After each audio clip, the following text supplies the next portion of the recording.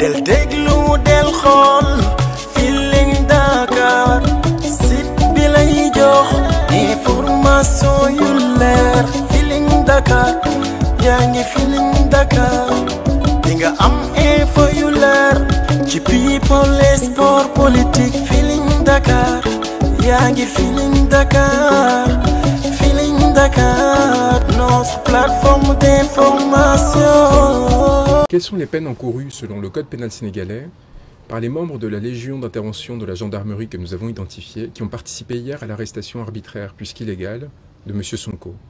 Comment savons-nous d'abord que cette arrestation était arbitraire?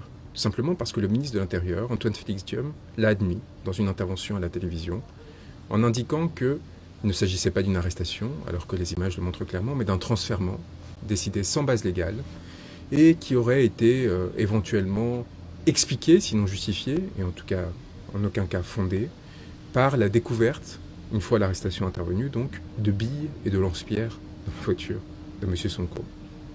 10 à 20 ans de détention à des travaux forcés. Voilà ce qu'encourent les membres de la Légion d'intervention de la gendarmerie. C'est l'article 334 du Code pénal sénégalais. Seront punis de la peine des travaux forcés à temps de 10 à 20 ans ceux qui, hors les cas où la loi ordonne de saisir les prévenus, auront arrêté le détenu. Mais ne nous en tenons pas là. Et regardons ce qu'encourent les membres des forces de sécurité qui aujourd'hui, sans mandat, sans instruction judiciaire, empêchent M. Sonko de circuler librement, de voir ses proches, ses avocats et les membres de sa formation politique. Article 110 du Code pénal sénégalais. Les fonctionnaires publics chargés de la police administrative ou judiciaire qui auront refusé ou négligé de déférer à une réclamation légale tendant à constater les détentions illégales et arbitraires partout où elles se déroulent et qui ne justifieront pas de les avoir dénoncées à l'autorité supérieure seront punis d'un emprisonnement de 5 à 10 ans et tenus de dommages et intérêts.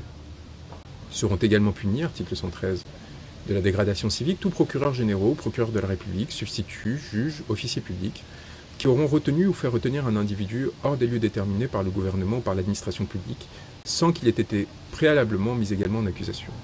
J'invite tous les Sénégalais à se rendre auprès du domicile de M. Sonko afin de relever les identités des membres des forces de sécurité qui, de façon illégale, l'empêchent de circuler librement, les prendre en photographie et prendre tout élément permettant de les identifier, et également leur faire lecture de ces articles de la loi sénégalaise, c'est-à-dire de l'expression de la volonté du peuple souverain. J'invite également le ministre de la Justice, qui a balayé d'un revers de main le travail que nous sommes en train d'effectuer concernant la Cour pénale internationale, à s'inquiéter de ce que son pouvoir ne perdurera pas, et que nous avons grande confiance dans le fait que bientôt, de nouvelles autorités politiques cherchant à mettre fin à l'impunité et aux exactions qui ont coûté la mort à des dizaines de manifestants au Sénégal depuis 2021, privant de leur liberté ou blessant des centaines, voire des milliers d'autres, et bien que ces efforts ne se tourneront pas seulement vers la Cour pénale internationale, nous avons de solides relais, mais également vers les juridictions nationales de l'ensemble de la CEDEAO et de l'Union européenne, et enfin, évidemment, lorsque la transition politique interviendra, au sein des juridictions locales. Et qu'à partir de là, ces inquiétudes devraient être un peu plus prononcées, car en tant que garde des Sceaux et ministre de la Justice, il a une responsabilité directe dans les exactions qui viennent d'être commises.